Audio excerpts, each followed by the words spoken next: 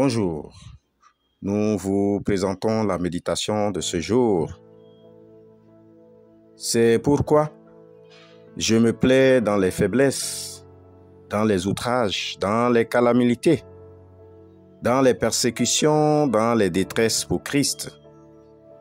Car quand je suis faible, c'est alors que je suis fort. Amen. Deuxième épître de Paul aux Corinthiens, au chapitre 12, le verset 10. L'apôtre se réjouit de sa condition d'infirmité et de faiblesse.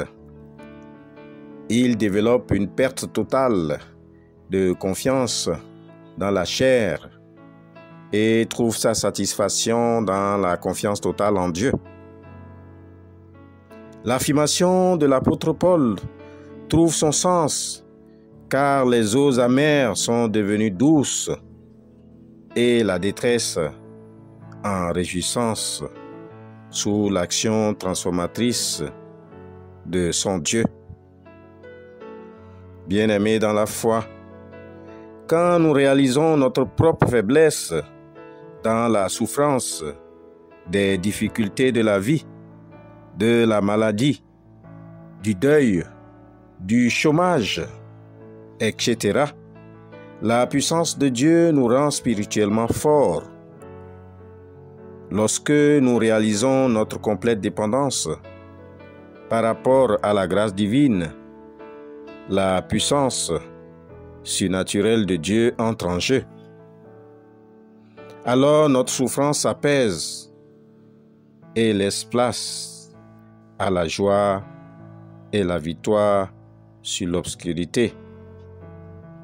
Ma sœur, mon frère en Christ, les épreuves pour les chrétiens contribuent parfois à les affaiblir afin de permettre à la puissance de Dieu de se manifester. Alors, quelles que soient les épreuves que tu traverses en ce moment, sache que Dieu ne permettra pas que tu sois éprouvé au-delà de tes forces. 1 Corinthiens au chapitre 10, le verset 13.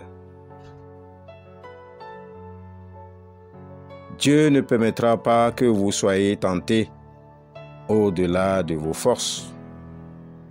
Prions donc que Dieu envoie sa main bienfaisante sur nous lorsque la douleur et la souffrance sont à nos portes.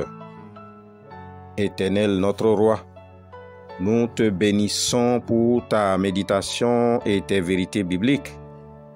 Nous te rendons grâce, nous t'élevons, nous te louons.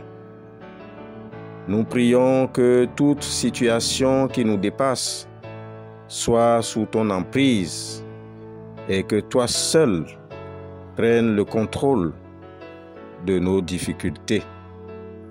Merci Seigneur Jésus pour tout ce que tu es pour nous. Amen. Shalom.